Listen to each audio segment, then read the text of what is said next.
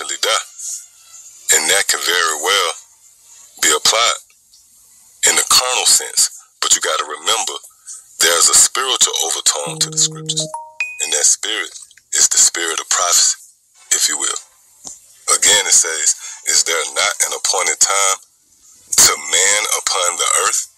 Are not his days also like the days of an hireling? Are not his days also like the days of an hireling? So again, when you consider these different rulers to govern over the planet earth, their days, or the time that was given them, the time appointed for them to rule, was as a hireling. You know, when you consider a hireling, he's only paid to do a particular job, then he's discarded, pretty much. Would this apply to all the different kingdoms and empires and regimes that rose to power and eventually fell out of power? And it's no different with the so-called white man. His days or his time to rule are as a hireling.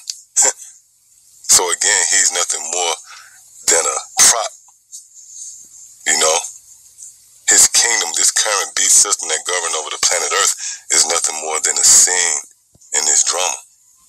Alright? Which brings me right here